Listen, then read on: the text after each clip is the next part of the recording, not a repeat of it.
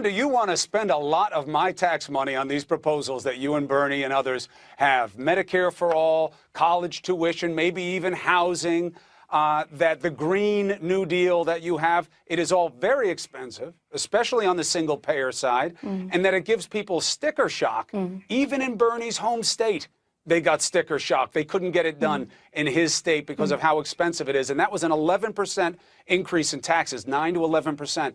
Even that was too much for people. How do you pay? How do you sell it? So first of all, the thing that we need to realize is people talk about the sticker shock of Medicare for all. They do not talk about the sticker shock of the cost of our existing system. You know, in a Koch brothers funded study, if any study is going to try to be a little bit slanted, it would be one funded by the Koch brothers.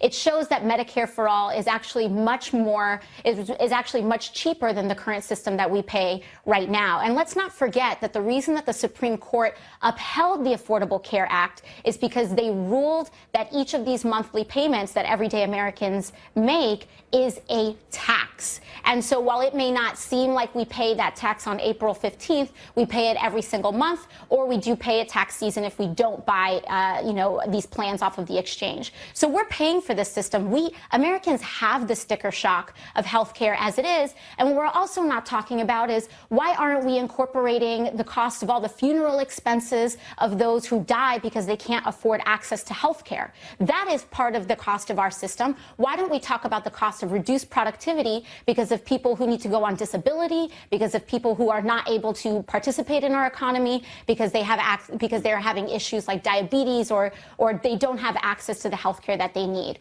I think at the end of the day, we see that this is not a pipe dream. Every other developed nation in the world does this. Why can't America? And that is the question that we need to ask. We have done these things before. We write unlimited blank checks for war. We just wrote a $2 trillion check for that tax cut, the GOP tax cut, and nobody asked those folks how are they going to pay for it. So my question is, why is it that our pockets are only empty when it comes to education and health care for our kids? Why are our pockets only empty when we talk about 100% renewable energy that is going to save this planet and allow our children to thrive? We only have empty pockets when it comes to the morally right things to do. But when it comes to tax cuts for billionaires and when it comes to unlimited war, we seem to be able to invent that money very easily. And to me, it belies a lack of moral priorities that people have right now, especially the Republican Party. Well, and that's why there are elections.